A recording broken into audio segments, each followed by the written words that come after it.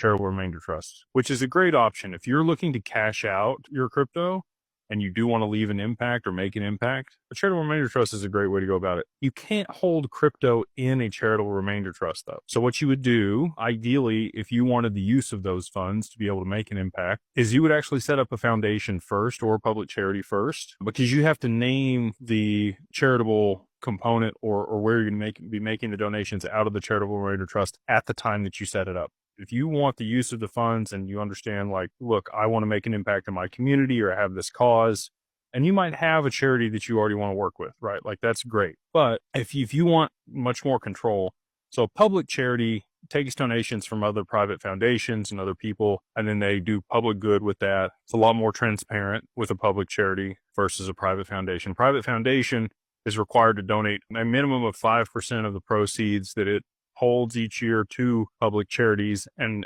other philanthropic focuses. But the private foundation, you can put your family members as people on the board for that. They can choose who that money goes to. If you make a donation of your crypto to a charitable remainder trust, which sounds great, the charitable remainder trust has to sell that crypto. It's too risky. It's too volatile. It doesn't fit the investment parameters that are required inside of a charitable remainder trust. They're very conservative. It has to be mutual funds, money market stuff. There has to be a certain diversification standard that's met within that. And it has to be yield bearing so that on an annual basis or quarterly basis, you can pay out dividends to yourself. There's two types of charitable remainder trust. One that pays you first and then the charity second. And the other way is the other way around. It pays the charity first and then pays you second. But you do get a lot of tax benefits. So let's say, your XRP coin, whatever you got, goes to $1 million.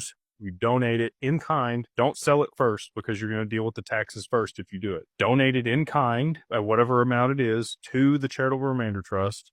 Hopefully, again, you've set up a foundation before you set up the charitable remainder trust so that you get all the benefits here. But you donate it in kind, and then the charitable remainder trust would sell the assets and get the cash to then structure it the right way. If you sell it before you donate it to the trust, you have to pay the taxes on that and you get the write-off, but it doesn't work out as well as you would hope it would. So I hope that in the future, I think XRP will be a tier 1 asset. I think that it'll be much more stable later on and it'll probably be a riskless investment in the eyes of the investment banks, like gold and US treasuries.